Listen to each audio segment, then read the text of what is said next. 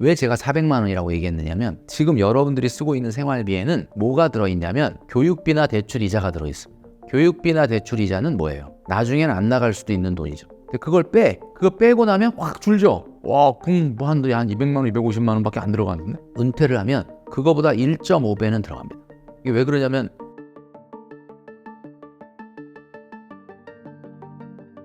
노후에 필요한 월 최소 생활비가 얼마인가요? 노후 생활비가 얼마 들 거냐라고 한다면 그분의 지금 생활 수준에 따라 다르긴 하지만 제가 봤을 때는 도시에서 살아야 된다 그러면 400만 원 정도는 있어야 되지 않을까 싶어요.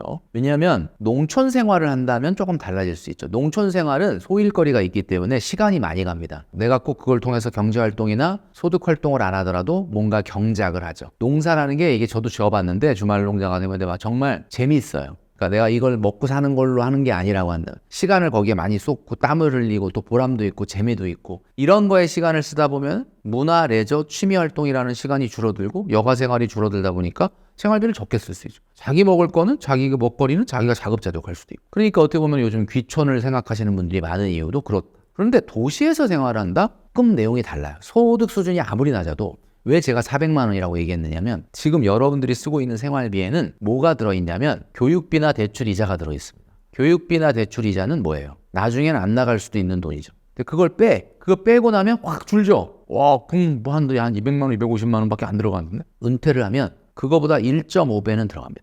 이게 왜 그러냐면 교육비하고 대출 이자가 빠진 대신에 내가 농촌에서 농사 짓고 귀촌해가지고 무슨 지금 소일거리 하는 게 없어지잖아. 회사를 월요일부터 금요일까지 가던 사람이 안 가잖아. 그러면 어떻게 돼요?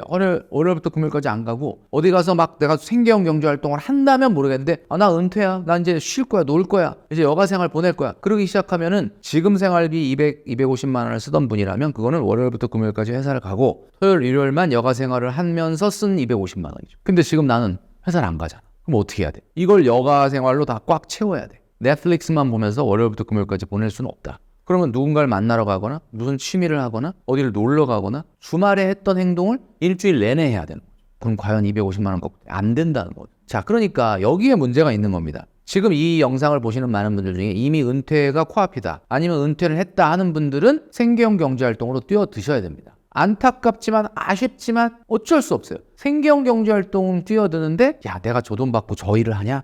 아니, 그래도 해야 돼. 왜? 그 시간 동안에 돈을 버는 게 중요한 게 아니라 그 시간 동안 여가 생활이 줄면서 소비가 억제됩니다. 내가 나가서 한 달에 한 150만 원 번다. 근데 뭐 그렇게 막 하고 싶은 일은 아닌데 뭐 이렇게 움직이면 뭐 벌 수는 있을 것 같아. 하셔야 돼요. 왜냐면 그 150만 원이 300하고 똑같은 효과야. 만약에 내가 그걸 안 하고 여가 생활을 그냥 보내겠다. 아이, 그럴 바엔 내가 예금 꽃감 빼먹듯이 빼먹고 그냥 연금 타는 거 타서 대충 생활하겠다.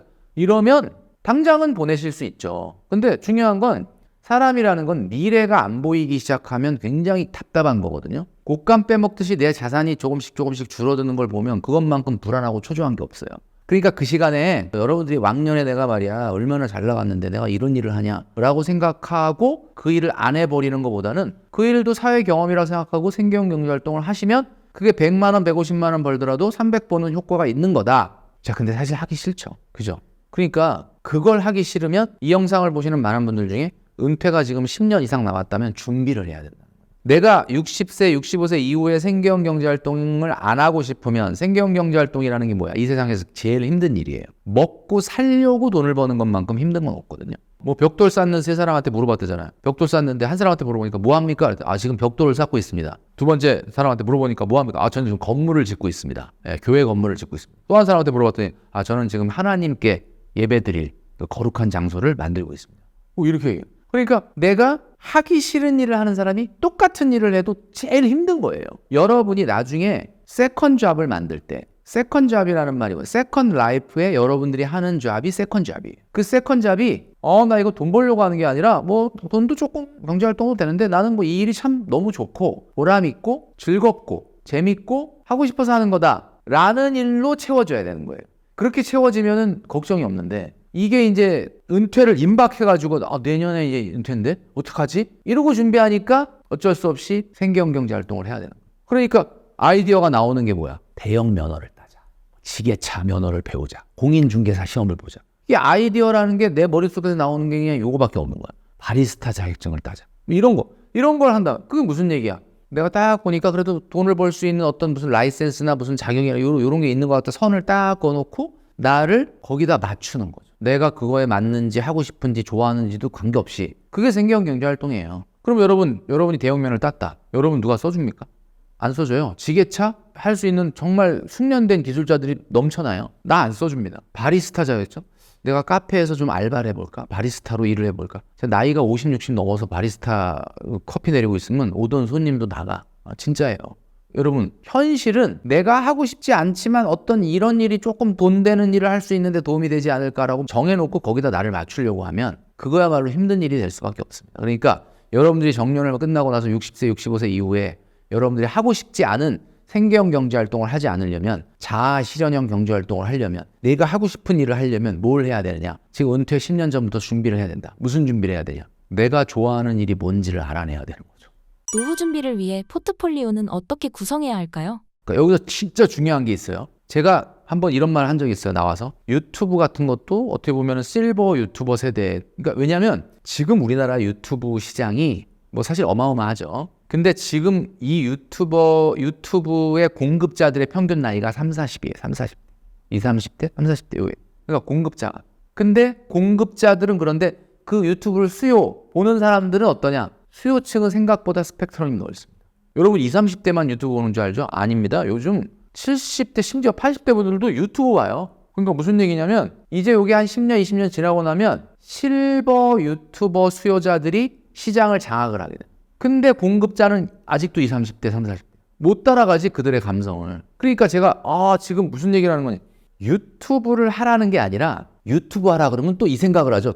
어떻게 어떤 컨텐츠를 해가지고 돈을 막 그러니까 여러분들이 그게 잘못돼. 그게 생계형 경제활동이에요. 그거 유튜브도. 뭐냐면 뭐 A, B, C, D 정해놓고 요 컨텐츠가 괜찮으니까 내가 그 컨텐츠를 해야지. 제가 얘기한 거는 그러면 그것도 또 생계형 경제활동. 그게 아니라 여러분이 잘하고 여러분이 좋아하고 여러분이 행복해하는 일을 찾아야 되는 거예요. 그리고 그걸로 유튜브를 하든 그걸로 무슨 어떻게 보면 소득 성장이 될 수 있는 일을 만들든 해야 된다는 뜻이죠. 지금 여러분들이 보시기에 막연하잖아요. 생각이 내가 좋아하는 일이 뭐지?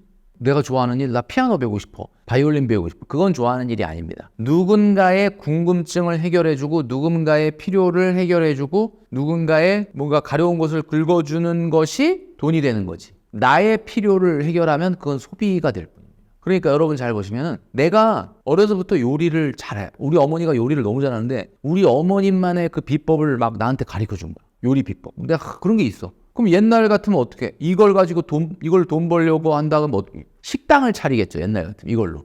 근데 요즘은 그걸 갖고 유튜브를 하는 거예요. 무수히 많은 사람들에게 이 궁금한 점을 가르쳐 주는 거야. 여러분도 잘 보시면 내가 신이 여러분한테 태어나서 야 요거는 진짜 내가 정말 나만 정말 잘하는 거다라는 게 분명히 한 가지는 있을 거예요. 그걸로 유튜브를 해라라고 했더니 유튜브로 해서 어떻게 막 구독자를 몇만 명 늘리고 그 생각을 하시면 안 돼요. 여러분이 좋아하는 거에 집중해야 돼. 손흥민 선수가 어렸을 때 공을 갖고 노는데 야 내가 나중에 커갖고 이 유럽 축구에 진출하면 돈 많이 그래서 한 게 아니에요. 여러분 잘 보시면 진짜 성공한 유튜브들이나 이런 걸 보면 그거를 좋아했어 진짜. 이렇게 해갖고 어떻게 해갖고 돈을 벌어야지. 그게 아니에요 진짜로. 그러니까 여러분들이 정말 잘하고 즐거워하고 행복해하는 일을 찾아야 세컨드 라이프가 시작된다. 제가 왜 노후 준비 얘기하는데 자꾸 이 세컨드 잡, 세컨드 라이프, 사회활동 그 다음에 뭐 이 얘기를 왜 하느냐. 좋아하는 일을 하는 사람을 당해낼 수가 없어 이 세상에는. 여러분 혹시 지금 회사를 다니고 계신다면 일요일날 저녁에 내일 또 회사 간다. 너무 좋다. 막 가슴이 설레고 막 그래서 잠 안 온 적 있습니까? 뭐 그런 분도 있겠죠 있기는. 근데 대부분은 내일 또 출근해. 그만큼 생계형 경제활동이라는 거는 어때요? 그거는 힘든 거예요. 그럼 여러분들 알고 있는 그 유명한 CEO들 있죠. 뭐 일론 머스크, 베르나르 아르노 회장, 이런 분들 있잖아요. 뭐 마크 저커버그나 뭐 이런 분들 봐봐. 이런 분들이 내가 어떤 사업을 하면 엄청 재벌처럼 이 회사가 커지겠다라고 해서 시작한 게 아니에요. 잘 보면 직장인들도 똑같은 직장인인 것 같지만 생계형 경제활동이 나 회사 일하는 거 좀 쉽지가 않다 힘들다 이렇게 일하는 사람과 한 사람은 그냥 그 일 자체를 엄청 좋아하는 사람이 있거든. 그 자기가 하는 그 엄청 일을 좋아하는 사람이 그 비즈니스를 키워서 회사를 만드는 거야. 잘 보시면 뭐 우리나라도 있죠. 뭐 어마어마한 그 월급쟁이 신화 박현주 회장이나 서정진 회장이나 뭐 김범수 뭐 이런 분들 그리고 보면 그 일 자체를 자기가 직장 생활로 생각한 게 아니라 그냥 너무너무 좋아하는 일을 성장시킨 거예요. 그러니까 여러분도 그게 있다. 물론 뭐 그렇게 해갖고 성장을 해서 무슨 뭐 재벌이 되라 그런 얘기가 아니라 충분히 여러분들의 세컨드 라이프에 내가 회사를 눈 딱 뜨고 가고 싶어. 나 그거 하고 싶어. 나 빨리 그 찍으러 가야 되겠다. 그러니까 여러분 분명히 여러분 배우자가 회사를 그만뒀는데 여러분이 막 신나서 뭔가를 하고 그러면 저 사람이 왜 저렇게 신나서 저러지? 돈벌이도 안 되는데? 그런 일을 만드는 거야말로 재테크보다도 더 중요한 어떻게 보면은 노후 준비가 된다. 아까 이제 첫 질문에서 노후 생활비 얼마 드냐 이런 얘기 아까 말씀드렸을 때 제가 400이라고 얘기했던 이유가 도시에서 살려면 400만 원이 있어야 된다라고 얘기했는데 진짜 정말 꿈 같은 노후 생활이라는 게 요즘은 여러분도 들어보셨죠? 4도 3촌이라는 게 있어요. 아니면 5도 2촌이라는 게 있어요. 그게 뭐냐면 5일 4일은 도시에서 지내고 2일은 농촌에서 보내는 거죠. 내가 뭐 요즘 귀촌 노후 준비하면서 귀촌을 생각하시는 분들이 굉장히 많거든요. 한동안은 시골에 전원주택 짓고 사는 게 내 꿈이다 뭐 이런 분들이 많았는데 지금 최근에는 그게 이제 유행이 좀 지나간 이유가 노후일수록 도시에 살아야 돼요. 왜냐하면 자식도 봐야 되고 친구도 만나야 되고 병원도 가까워야 되고 사람들과 커뮤니티를 형성하려면 나는 자연이다가 아니라면 혼자 살 수 없다는 거예요. 그래서 절충으로 나온 하이브리드형 삶이 4도 3촌이에요. 4도 3촌은 돈이 많이 듭니다. 왜냐하면 내가 농가도 있어야 되고 서울의 도시에도 집이 있어요. 그리고 왔다 갔다 해야 되는 비용도 있고 그러다 보니까 이게 가장 어떻게 보면은 바람직한 삶이긴 한데 이렇게 되려면 생활비는 아까 제가 400만 원은 도시에만 머무는 경우를 얘기합니다. 완전히 100% 농촌에만 머무는 경우는 300만 원 미만으로도 살 수 있겠죠. 그런데 여기를 왔다 갔다 하는 하이브리드형 라이프를 노후에 보낸다. 사실은 거의 1.5배 듭니다. 500, 600 이상 든다는 거죠. 그래서 제일 중요한 게 여러분이 노후에 얼마의 생활비가 들어가는 게 좋을지를 딱 정해놔야 돼요. 자산이 얼마다라고 하는 것보다도 금액이 얼마다라는 것을 정해놓는 것이 훨씬 더 목표가 선명해지고 중요한 거다라는 거죠. 월 최소 노후 생활비는 어떻게 계산할 수 있나요? 일본은 지금 말씀하신 대로 정년이 연장됐고 정년 연장 이후에도 다시 그 회사에 재취업하는 경우가 많이 있습니다.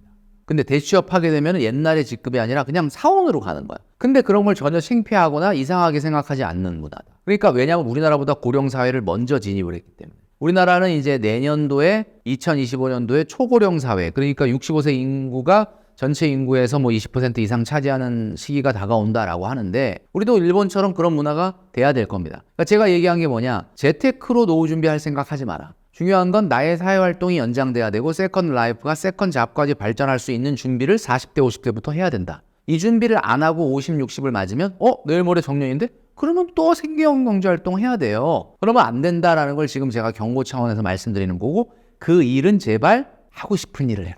배부른 소리죠 사실은. 왜냐면 내가 하고 싶은 일을 할 정도는 준비가 돼 있다는 뜻이야. 어느 정도. 준비가 안 되면 또 하기 싫은 일을 또 해야 돼. 자, 그러니까 빨리 미리부터 준비해야 된다라는 거거든요. 자, 그럼 일본의 사례에서 우리가 보는 것처럼 기본적으로 내가 나이가 지금 몇 살인데 뭐 이런 일을 하냐, 내가 지금 옛날에 왕년에 잘 나가는데, 일본은 자기가 거기서 임원까지 했던 사람이 그 회사에 다시 평직원으로 입사를 하는 문화가 있다라고 하더라고요. 자, 그러니까 우리도 그런 것들 다 내려놔야 된다라는 거고요. 그 다음에 이제 중요하게 말씀드리고 싶은 거는 노후 생활비를 여러분들이 계산을 했잖아요. 아까 제가 어떻게 계산하라고 그랬죠? 도시는 무조건 400만 원 이상 든다라고 했는데 여러분 생활비에서 교육비, 대출이자 빼고 남아있는 순생활비에 곱하기 1.5 정도는 해야 된다. 나오죠? 지금 딱 금액이. 그럼 그 생활비를 국민연금에서 얼마, 퇴직연금에서 얼마, 다른 기타 자산에서 얼마가 나오는지를 계산을 해놔야 돼. 자, 첫 번째, 얼마의 생활비가 나오는, 얼마의 노후 생활비가 드는지 계산하셨죠? 자, 그럼 이제 바로 여러분 어디를 들어가야 돼? 국민연금공단에 들어가야 돼.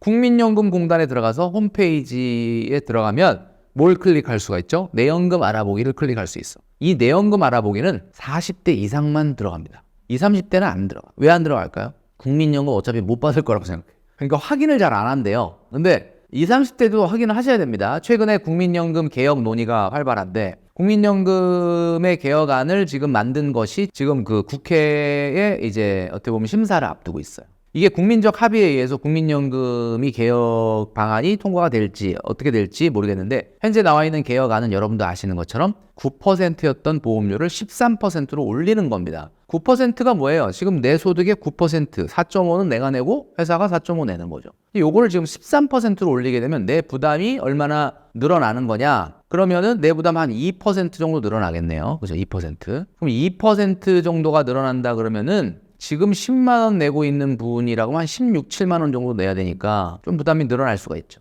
대신에 이 13%를 한꺼번에 올리는 게 아니라 나이대에 맞춰서 20대나 30대 같은 경우는 조금 한 번에 이렇게 올라가는 게 아니라 0.25%씩 그 다음에 뭐 0.5%씩 이런 식으로 점차적으로 해서 13% 도달이 하는 거고 그 다음에 이제 50대나 40대 같은 경우는 조금 그거보다 높은 비율로 해서 14%에 올라가는 그러니까 점진적인 상승 방식을 하고 그 다음에 소득 대체율은 40%였던 것이 42%로 확대된다고 합니다. 그러니까 연금액도 조금 늘어나는 거예요. 근데 이제 제가 이 안을 봤을 때는 현실적으로 고갈을 막기 위한 안이다 보니까 소득 대체율 40%가 42%로 늘어나는 대신 9에서 13%를 낸다는 것은 받는 거는 조금 늘어나고 내는 거는 사실 조금 많이 늘어나는 거는 맞아요. 그건 어쩔 수가 없거든요. 근데 이제 중요한 거는 어쨌든 국민연금이 여러분들이 낸 거보다는 화폐 가치로 좀 더 받게 구조가 되어 있어요. 아무래도 20, 30대 입장에서는 고갈의 위험 때문에 이제 내가 받을 날짜가 많이 남아있으니까 좀 불안하다라고 볼 수 있겠지만 그 고갈의 시기를 계속 뒤로 늦추기 위해서 지금 개혁을 하고 있는 거기 때문에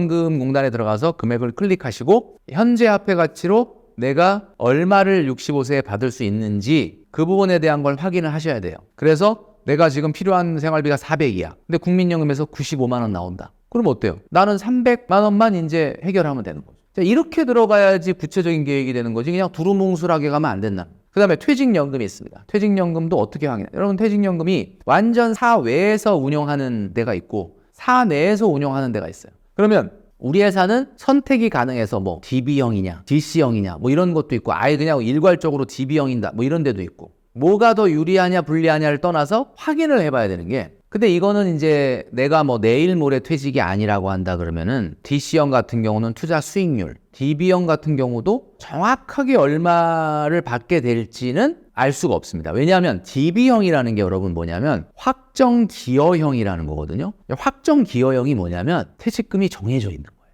좋아요, 나빠요? 좋은 거죠. 그러니까 무슨 얘기냐면 회사가 이 사람 월급을 앞으로 얼마 올려줄지에 대해서 그 변수 빼고는 이거예요. 쉽게 얘기하면 확정급여형은 여러분들이 퇴직하시기 바로 직전 3개월치 월급을 근속연수로 곱해서 주니까 내가 여러분 혹시 그거 압니까? 퇴직할 때 내가 직전 3개월에 월급 얼마 받을지 알아요? 모르죠. 내가 승진을 할지 뭐 월급이 얼마나 뜰지 모르죠. 그러나 예상은 할 수 있다. 그래서 그 월급에 예를 들면 내가 퇴직할 때 월급이 500만 원이다 이거야. 그러면 3개월치 월급이면 1,500이죠? 그럼 1,500인데 내가 20년 근무했다. 그럼 3억인 거예요. 이렇게 딱 금액이 정해져 있는 게 확정급여형이에요. 확정기여형은 뭐냐? 내가 지금 1년에 받는 월 통상임금의 12분의 1만큼을 투자를 하는 거예요. 그래가지고 주식이나 채권이나 이런 데 투자해. 투자해가지고 결국은 내가 정년됐을 때 그 투자 금액을 받는 거죠. 자, 그러면 DB형이 낫냐 DC형이 낫냐 뭐 논란이 많은데 그건 뭐 알 수가 없는 거죠. 투자가 성공하면 DC형이 나은 거고 투자가 실패하면 DB형이 나은 건데 제가 이제 확인하라는 게 뭐냐 예상 퇴직연금액이라는 게 있어요.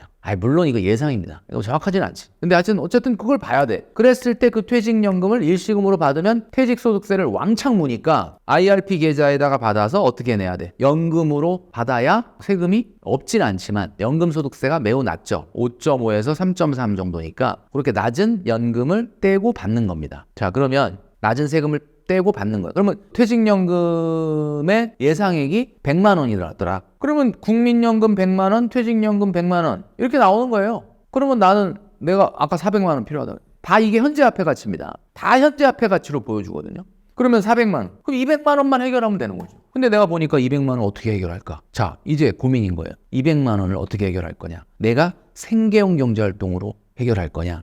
아니면 자아실현형 경제활동으로 해결할 거냐? 그러면 내가 하고 싶은 거 하면서 자아실현형 경제활동으로 하면은 자, 여러분 사회활동이라는 게 뭐예요? 집에서 가만히 있는 것보다 나가 출근을 해. 몸을 움직이죠? 나이 먹어서 건강에 도움이 됩니다. 그러니까 우리가 흔히 자아실현형 경제활동, 사회활동이 세 가지를 방어해 준다고 얘기해요. 그 세 가지가 뭐야? 노후에 불안한 거 세 가지. 돈, 건강, 외로움 이 세 가지. 근데 돈, 건강, 외로움. 내가 자식이 없어, 배우자가 없어. 내가 왜 외로워? 여러분 60, 70 넘어가면 가족 구성원 안에서도 각자 생활이 분리가 됩니다. 지금은 배우자하고 늘 마트도 같이 가시고 취미 활동도 같이 하시죠. 이 60, 70 넘어가면 다 분리되거든요. 자식하고 따로 살잖아.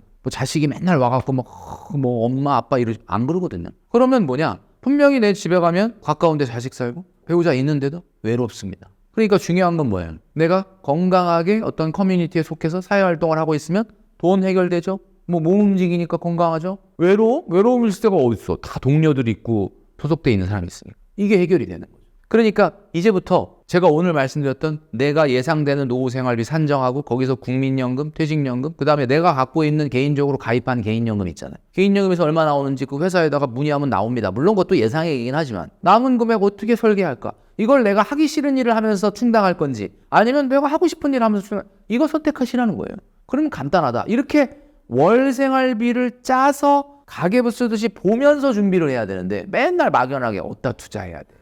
이러고 자산으로 생각을 하니까 뜬구름 잡는 얘기가 되는 거예요. 그래서 여러분 노후 준비는 실전입니다. 그리고 재테크에서 노후 준비할 생각은 하지 마십시오. 왜냐? 여러분 살고 계신 집 말고 노후에 엄청나게 돈이 나오는 상가 건물인데 월세 1,000 나온다고.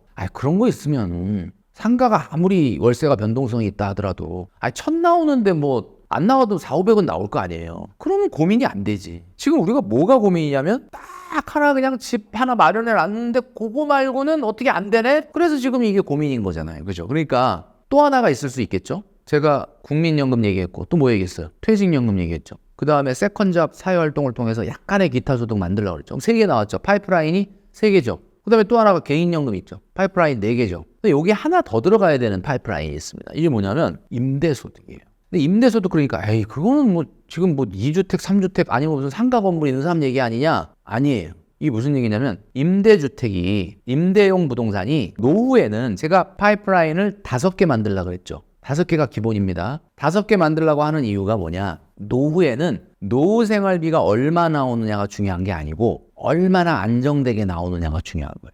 예를 들면 한 1,000만 원 노후 생활비가 나오는데 이게 다 상가에서 나온다. 그러면 그 사람 노후 생활 못 합니다. 누가 보기에는 1,000만 원 나오면 대단히 부자인데 노후 생활 아니 신경 엄청 쓰요. 그 1,000만 원 월세를 받으려고 가가지고 고쳐달라 그러면 또 연결해야 돼. 부동산에서 연락 오면은 세입자가 또 나간다 그러는데 또 어떻게 나가면 또 처리하러 가야 되고 이게 상가는 아파트가 아니기 때문에 공실 위험도 있고 관리 위험도 있고 또 월세의 변동성도 있단 말이야. 상권이 바뀌게 되면 또 월세가 올라갈 수도 있고 떨어질 수도 있고 이거 신경 쓰다 보면 여러분 임대소득으로 1,000만 원 받는 사람들 부러워하지 마십시오. 그분들 노후 생활을 즐기지 못해. 여가 생활 못해요. 그러니까 제가 얘기하는 파이프라인을 5개 만들라는 게 뭐야? 노후 생활비의 안정성을 증대시켜야 되는 이유가 뭐냐? 그래도 5군데에서 수도꼭지가 있으면은 그래도 좀 안정돼요. 그러니까 임대소득이 되도록이면 상가나 건물에서 받으시기보다는 주택에서 받으시기를 권장드립니다. 주택이라는 건 비싸잖아. 상가 건물보다. 그럼 집에 2주택 있으란 얘기냐? 아니죠. 아까 제가 농촌 귀농하신 분들 지금 여러분 아시겠지만 전국의 지자체에 보면은 귀농 귀촌 프로그램이라는 게 있어요. 그래서 지원을 하는데 어떤 경우는 그 농가를 그냥 무상으로 지원해 주는 경우도 있고요. 심지어는 아주 굉장히 낮은 가격에 임대로 살 수 있는 그런 농가들이 많이 있습니다. 그러니까 그런 어떤 귀촌 귀농 프로그램들을 활용을 하셔도 되고요. 그리고 보면은 아시겠지만 내가 도심에 있는 가치가 높은 주택을 남에게 임대하고 나는 그거보다 훨씬 낮은 가격에 임차를 해서 거주하면 그 차익만큼 내가 1가구 1주택이라도 주택에서 임대소득이 발생할 수 있는 겁니다. 자, 제가 파이프라인을 5개를 만들려고 했죠. 이 5개가 돼야 되는 이유가 뭐냐? 한 곳에서 돈이 왕창 나오는 게 중요한 게 아니라 조금씩 여러 군데의 파이프라인에서 노후 생활비가 나오도록 만드셔야 여러분의 노후가 안정될 수 있다라는 부분을 말씀드리는 거죠.